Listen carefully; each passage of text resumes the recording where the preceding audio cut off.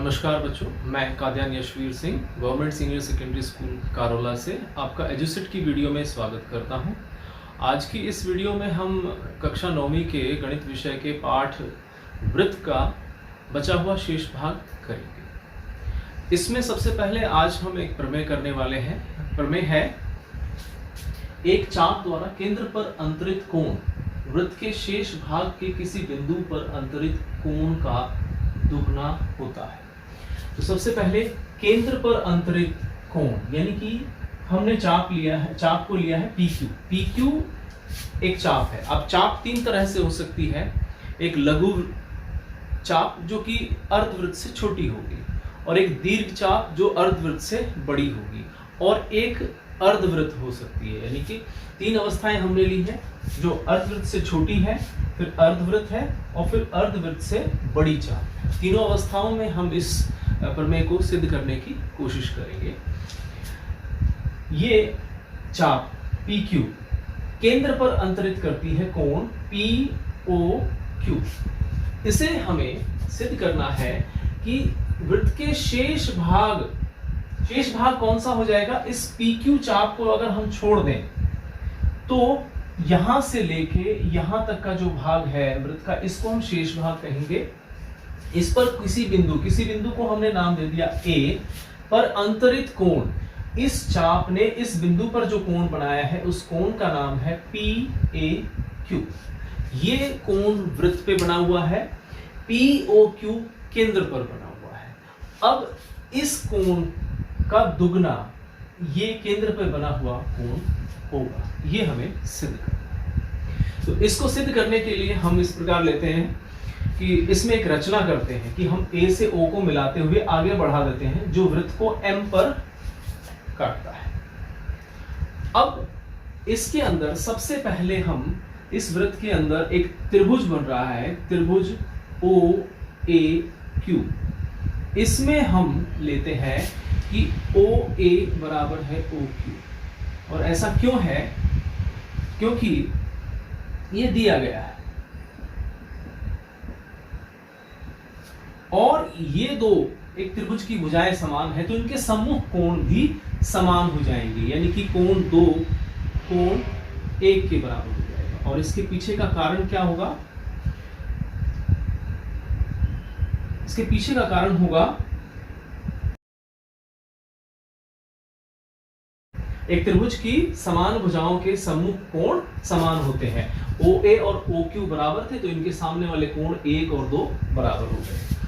और इसके बाद इसी त्रिभुज में एक कोण बनता है 5, जो कि इसका बाह्य कोण हो जाएगा। बिल्कुल ठीक इसी तरह से देखिएगा आप इसको। ये कोण संख्या 1, ये कोण संख्या 2 और ये कोण संख्या 5 इसका बाह्य कोण हो गया। तो हम लिख सकते हैं कोण संख्या 5 बराबर है कोण संख्या 1 कोण संख्या 2 के जोड़ के। और ये नियम है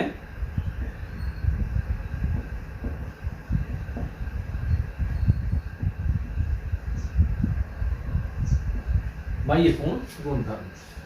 लेकिन 2 और 1 तो बराबर है, तो हम इस 2 की जगह 1 लिख देंगे। कोण संख्या 1 जमा कोण संख्या 1 बराबर है कोण संख्या 5। अब कोण संख्या 5 बराबर हो जाएगी 2 गुना कोण संख्या 1 के। ये 5 संख्या इसके दुगने के बराबर है। ठीक बिल्कुल इसी प्रकार हम उससे इधर वाले त्रिभुज में, इस त्रिभुज में यह सिद्ध कर देंगे कि कोण संख्या 6 कोण संख्या 3 का दुगना हो। कोण संख्या 6 बराबर है 2 गुना कोण 3। अब हम इसको एक पॉइंट नंबर 1 और इसको पॉइंट नंबर 2, 1 और 2 को हम जोड़ लेते हैं। 1 जमा में 2, तो क्या हो जाएगा? इधर लेफ्ट हैंड साइड में कोण 5 जमा कोण 6 और राइट हैंड साइड में कोण 1 का दुगना जमा में कोण 3 का दुगना। इसमें से 2 कॉमन निकाल दिया तो कोण संख्या 1 जमा कोण 3 हो जाएगा। और 5 और 6, जब हम 5 और 6 को जोड़ते हैं तो ये कोण बन जाता है POQ। और कोण POQ बराबर हो जाएगा 2 गुना कोण 1 जमा 3। 1 और 3 मिलकर बनाते हैं PAQ।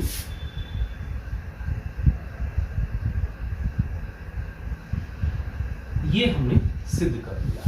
अब इसी चीज को हम इसमें सिद्ध करके आए हैं, लेकिन यह बाकी दो अवस्थाओं के लिए भी बिल्कुल इसी प्रकार से सही बैठती है। देखिए, इस त्रिभुज AOQ में भी OA और OQ बराबर है क्योंकि त्रिज्या है, और इनके सम्मुख कोण 1 और 2 बराबर हो जाएंगे, और 1 और 2 का जोड़ जो है वो 5 के बराबर हो जाएगा।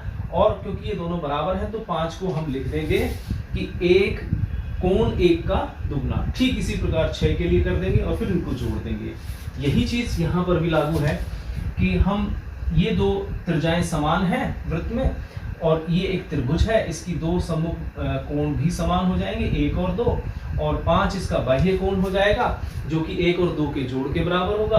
फिर और 1 और 2 बराबर है, इसलिए हम 5 को लिख देंगे कोण 1 का दुगना। ठीक इसी प्रकार 6 के लिए कर देंगे और फिर दोनों को जोड़ देंगे। तो ये जो उत्पत्ति है ये तीनों अवस्थाओं के लिए कॉमन है। आओ बच्चों, इस प्रमेय पर आधारित कुछ और प्रश्न हल करते हैं। यह एक वृत्त है, इसमें O इसका केंद्र है, AC इसकी चाप है, और B इस पर एक और बिंदु है। तो ABC कोण 40 डिग्री का है। यह इस चाप AC में शेष भाग पर बनाए हुए वृत्त के शेष भाग पर बनाए हुए कोण के बराबर यानी 40 डिग्री है। और वृत्त के केंद्र पर कितना बनेगा? ये कि इस कोण का दुगना। तो A का मान इसमें हो जाएगा 80 डिग्री। आइए इस प्रश्न में देखते हैं। AC इसकी दीर्घ चाप है, इस चाप ने केंद्र पर कोण बनाया है ये वाला, और इसका वृत्त के शेष भाग पर बना हुआ कोण है 110 डिग्री का। तो हमें A का मान ज्ञात करना है, लेकिन A का मान पहली स्टेप में नहीं आएगा। इससे पहले हमें इस कोण का मान ज्ञात करना पड़ेगा B का। तो B का मान कितना होगा? इस चाप AC ने केंद्र पर बनाया है कोण B और शेष भाग पर बनाया है 110 डिग्री का। तो अर्थात B का मान हो जाएगा 110 का दुगना 220 डिग्री। अब B का मान 220 डिग्री है और B और A का जोड़ 360 डिग्री होगा, क्योंकि ये कोण है संपूर्ण कंप्लीट एंगल है। तो A और B का जोड़ 360, जिसमें से B का मान 220, तो A का मान 140 आ जाएगा। तो इस प्रकार हम इस तरह के क्वेश्चंस को हल कर सकते हैं। इसमें देखिए, यह केंद्र है और एक जीवा केंद्र से गुजर रही है, अर्थात यह एक व्यास है। इस व्यास ने यह एक अर्धवृत्त बना दिया। अर्धवृत्त में बना हुआ कोण यानी कि ये कोण 180 डिग्री का है, तो इसका आधा जो है वो ये 90 डिग्री का हो जाएगा। इस 90 डिग्री के कोण को हम इस्तेमाल कर लेंगे इस त्रिभुज में। इस त्रिभुज में एक कोण 90 डिग्री का है, दूसरा 65 का है, तो तीसरा बचा हुआ कोण कितने का हो जाएगा? क्योंकि एक त्रिभुज के तीनों कोणों का योग 180 होता है, जिसमें से दो कोण हमें पता है, तीसरा हम निकाल सकते हैं। इसके बाद इस तरह की आकृति में हम इसको चाप लेंगे AC को। इस AC ने केंद्र पर बनाया है कोण A और इसके वृत्त के शेष भाग पर बना है कोण ये B, ABC। इसका मान है 25 डिग्री। तो ये शेष भाग पर बना हुआ कोण का दुगना केंद्र पर बना हुआ कोण होगा, तो अर्थात A का मान हो जाएगा 25 का दुगना 50 डिग्री। इस तरह से हम कुछ इस तरह के प्रश्नों को हल कर सकते हैं। आइए एक और प्रमेय को पढ़ते हैं। एक ही वृत्त खंड पर बने कोण बराबर होते हैं। जैसे हमने ये ले लिया, एक चाप ले ली PQ, तो इस PQ ने जो शेष भाग में जो भी कोण अंतरित किया है वो एक कोण तो ये है A, दूसरा कोण है B। ये दोनों हमेशा बराबर होंगे क्योंकि ये इसी चाप या ये कहें इसी वृत्तखंड PQ ने बनाए हैं। इसके बाद यदि हम AB को चाप ले लें तो AB ने जो कोण बनाए हैं वो दो कौन से होंगे? AB ने ये कोण बनाया है P और इसी ने Q बनाया है, तो ये कह सकते हैं कि ये कोण संख्या 3 और कोण संख्या 4 दोनों बराबर होंगे। तो इस तरह से हम इस चीज का इस्तेमाल करेंगे बहुत सारी जगह कि एक ही वृत्तखंड पर बने कोण बराबर होते हैं। आइए बच्चों अगली प्रमेय पढ़ते हैं। चक्रीय चतुर्भुज के सम्मुख कोणों के प्रत्येक युग्म का जो योग 180 डिग्री होता है। चक्रीय चतुर्भुज वह होता है जिसके चारों शीर्ष बिंदु वृत्त के ऊपर होते हैं। ए बी सी डी चारों वृत्त के ऊपर है, इसे हम चक्रीय चतुर्भुज कहेंगे। इसके अंदर ये कहते हैं समूह कोण, यानी कि समूह कोण कौन से हो जाएंगे, बी और डी, ए और सी का युग्म। इनके प्रत्येक युग्म का यानी कि बी और डी का जोड़ 180 होगा और ए और सी का जोड़ 180 का, ये हमें सिद्ध करना है। तो इसके लिए हम क्या करते हैं, एक रचना करते हैं। हम ओ से सी को मिला देते हैं, ओ से ए को मिला देते हैं। अब इसके बाद हम इसको कोण संख्या कोण x मान लेते हैं, x इसका मान लिया। अब हम ये कहेंगे कि कोण COA बराबर है 2 गुना कोण CBA की। ऐसा क्यों है, क्योंकि अभी हमने एक प्रमेय पढ़ी थी जिसमें ये बताया गया था कि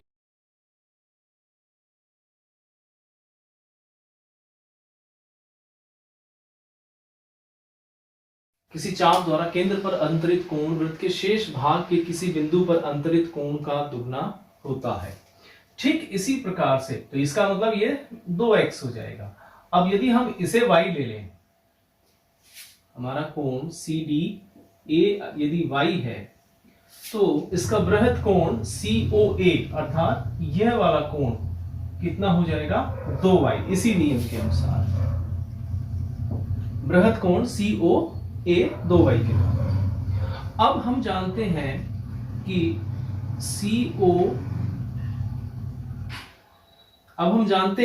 COA जमा में कोण CO बृहद कोण COA बराबर है 360, या हम इसे लिख सकते हैं 2x जमा में 2y बराबर है 360 डिग्री। और ये इसलिए क्योंकि यह एक संपूर्ण कोण है। और उसके बाद हम इसमें से 2 कॉमन निकाल देंगे, तो x प्लस वाई बराबर है 360 और 2 से इसे कट कर देंगे तो 180 डिग्री। x प्लस वाई बराबर है 180 डिग्री, अर्थात कोण B प्लस कोण D का जोड़ 180 डिग्री हो गया। इसी प्रकार हम A और C के लिए भी सिद्ध कर सकते हैं। और हम एक और गुणधर्म का इस्तेमाल कर सकते हैं कि किसी भी चतुर्भुज के चारों कोणों का योग 360 होता है, जिसमें से 2 कोणों का योग 180 आ गया है, तो शेष बचे हुए 2 कोणों का योग भी 180 होगा। इसके अतिरिक्त इसका विलोम भी है।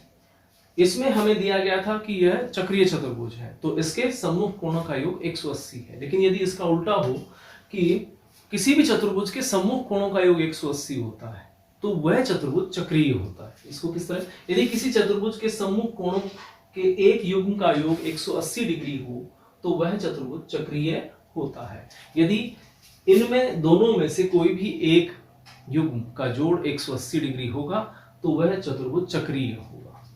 आइए बच्चों, इसी प्रमेय पर आधारित कुछ प्रश्न करते हैं। यह एक चक्रीय चतुर्भुज हमें दिया गया है, जिसमें हमें कोण C और कोण D का मान दिया गया है। कोण C 85 डिग्री है और कोण D 110 डिग्री है। अब हमें B और A का मान ज्ञात करना है, क्योंकि हमें पता है कोण B प्लस कोण D किसमें, ABCD चक्रीय चतुर्भुज में।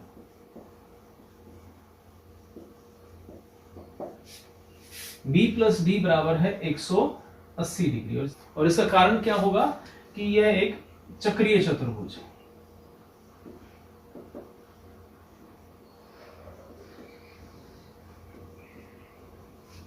और हमें D का मान दिया हुआ है 110 डिग्री, तो हम यहां से कोण B का मान निकाल लेंगे।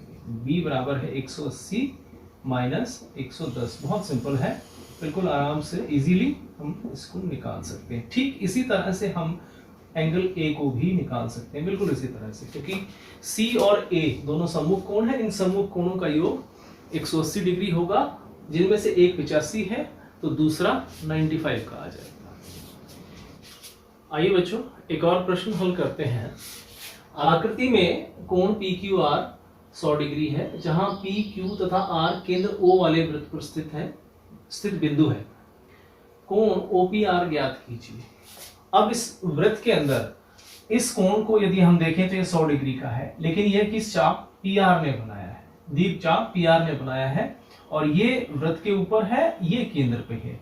तो ये वाला केंद्र यानी कि पी ओ आर, बृहद कोण पी ओ आर का मान पी क्यू आर के मान का दुगना हो जाएगा। हम लिखेंगे वृत्त सी ओ आर में कोण पी क्यू आर बराबर है 100 डिग्री, क्योंकि ये हमें दिया गया है, और कोण पी ओ आर कौन सा, बृहद कोण,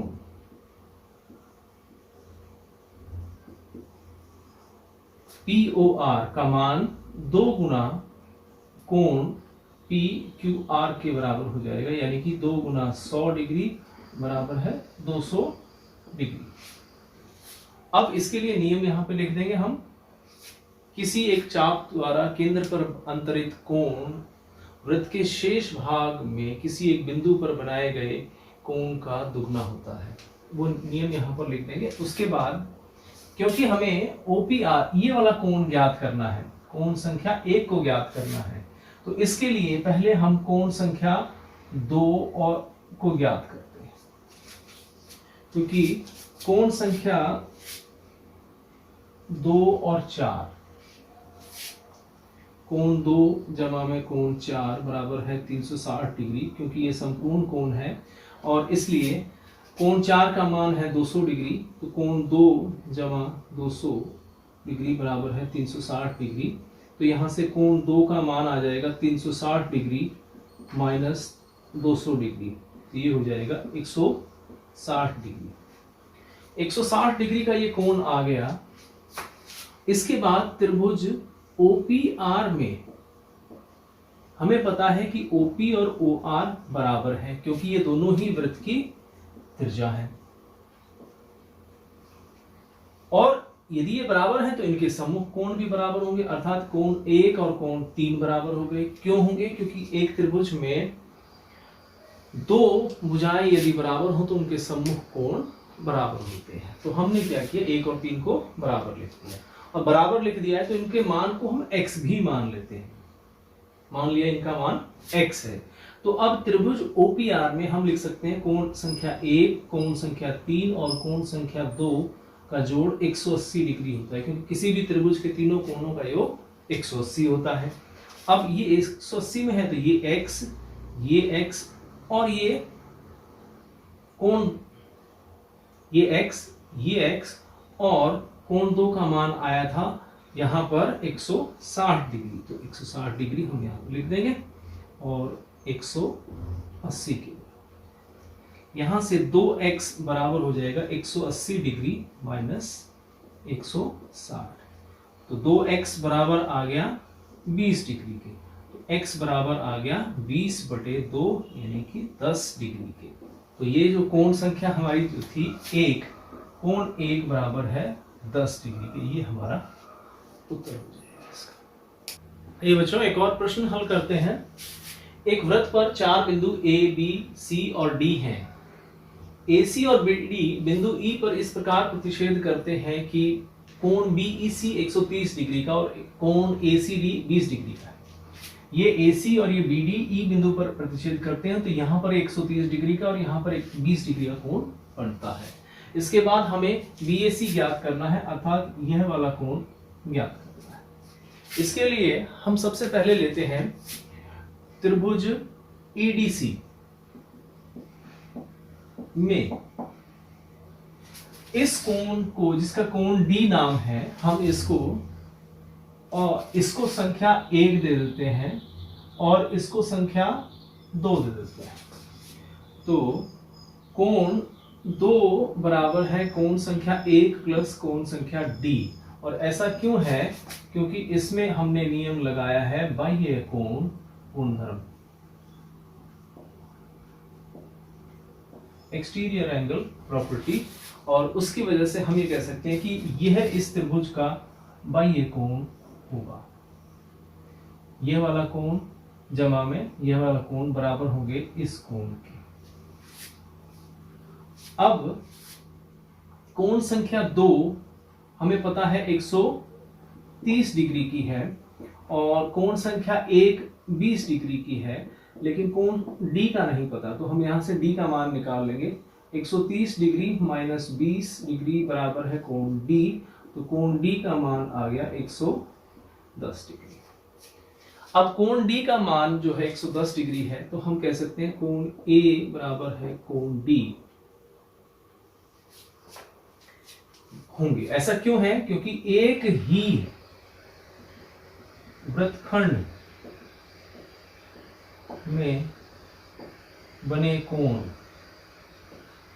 समान होते हैं।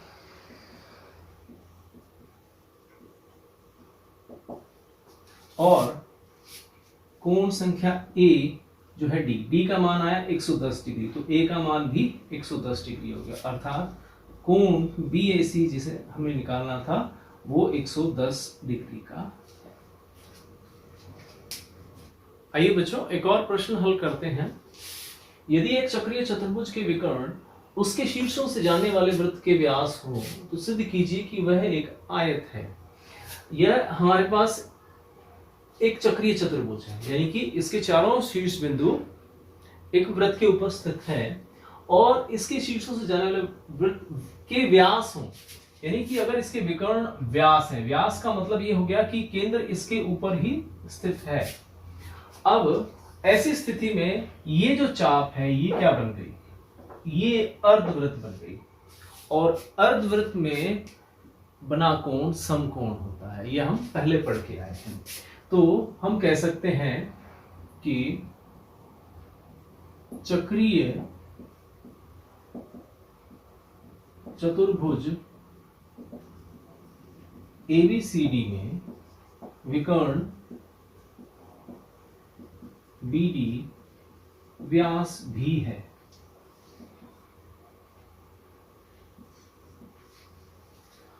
अर्थात यह जो चाप है यह अर्धवृत्त हो गई, और अर्धवृत्त हो गई तो हम कह सकते हैं कि कोण BAD बराबर है 90 डिग्री। कोण BAD बराबर है 90 डिग्री, और ठीक इसी प्रकार कोण DCB भी 90 डिग्री हो जाएगा। कोण DCB या BCD 90 डिग्री हो जाएगा, और दोनों के पीछे कारण क्या हो जाएगा? अर्धवृत्त में बना कोण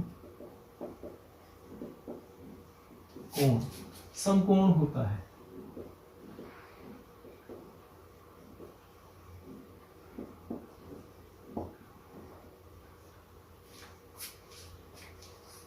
दो कोण 90 डिग्री के आगे। ठीक इसी प्रकार, बिल्कुल हम इसी प्रकार यदि हम इसे विकर्ण ले लेंगे AC को, तो ये वाला कोण और ये वाला कोण 90 डिग्री के आ जाएंगे। हम लिख सकते हैं इसी प्रकार कोण ADC बराबर 90 डिग्री, कोण ABC बराबर है 90 डिग्री। अब इस चतुर्भुज के चारों कोण 90 डिग्री के हो गए। इससे क्या सिद्ध होता है कि ABCD एक आयत भी है।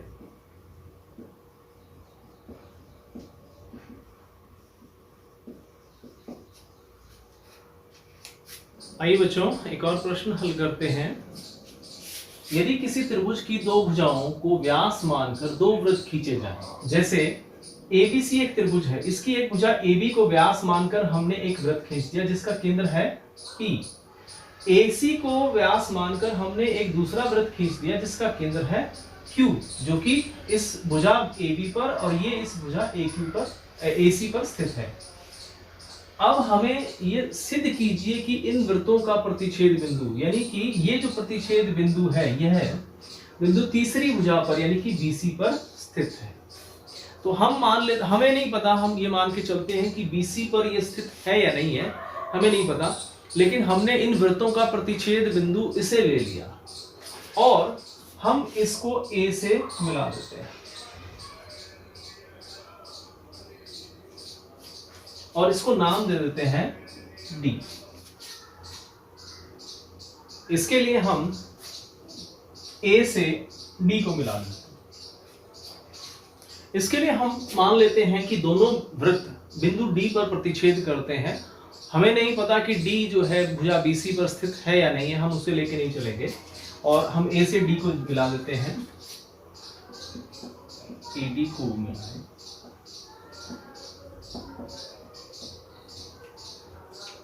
मिलाने पर ए बी वृत्त का व्यास है। इसलिए हम कह सकते हैं कि कोण ए डी बी बराबर है 90 डिग्री। और ऐसा क्यों है? अर्धवृत्त में बना कोण समकोण होता है। अर्धवृत्त कहां से आया? क्योंकि ए बी व्यास है तो इसने इसको अर्धवृत्त बना दिया, यहां से ए से लेके और बी तक, और इसमें ये कोण पड़ रहा है डी, ए से शुरू होकर डी, डी से डी। ठीक इसी प्रकार हम कह सकते हैं कि ए डी सी भी 90 डिग्री होगा। क्यों होगा? क्योंकि ए सी इस वृत्त का व्यास है और व्यास ने ये जो वृत्त है इसके दो समान भाग कर दिए, तो ये वाला भाग अर्धवृत्त हो गया और इस अर्धवृत्त में ये कोण एडीसी है। बिल्कुल इसी कारण से अब यदि हम इन दोनों को जोड़ दें, कोण एडीबी जमा कोण एडीसी, तो ये 90 जमा 90 180 डिग्री हो गया। 180। तो एडीबी और एडीसी दो कोण दोनों रैखिक युग्म की सारी शर्तें पूरी करते हैं। इसलिए ये जो रेखा है BDC एक सरल रेखा है, सीधी रेखा है। और सीधी रेखा है यानी कि BC के बुलाने वाली तो सिर्फ उनकी भुजा थी, अर्थात जो बिंदु D पहले वृत्तों के प्रतिच्छेद करने से बन रहा था, वह बिंदु भुजा BC पर भी स्थित है।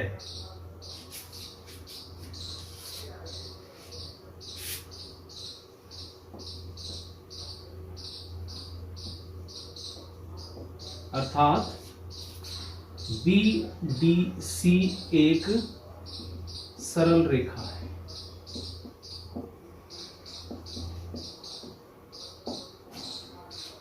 और सरल रेखा है, D हमारा बिंदु वृत्तों का प्रतिच्छेद बिंदु था, लेकिन वो सीधी सरल रेखा पर भी है। अर्थात बिंदु D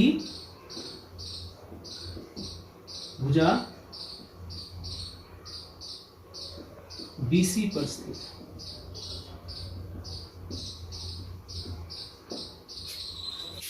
आइए बच्चों एक और प्रश्न हल करते हैं।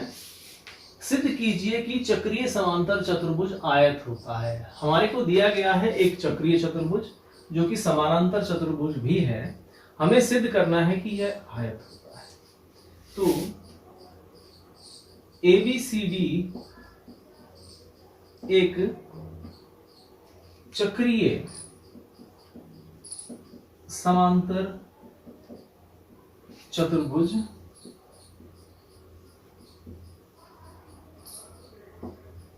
है। इसलिए हम कह सकते हैं कोण A बराबर है कोण C।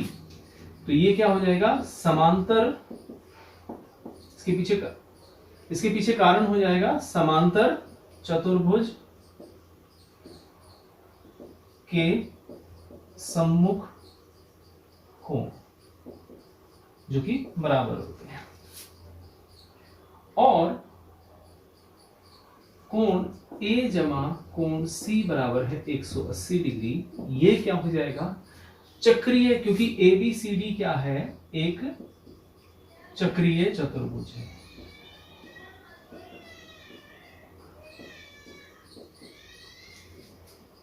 अब यह स्थिति इसमें रख दें तो A की जगह C और C जमा C बराबर है 180 डिग्री, 2 गुना C बराबर है 180 डिग्री, और यहां से कोण C का मान आ जाएगा 180 डिग्री बटे 2, जो कि 90 डिग्री के बराबर। कोण सी का मान 90 डिग्री आ गया। यदि एक समांतर चतुर्भुज का एक कोण 90 डिग्री हो तो वह आयत होता है।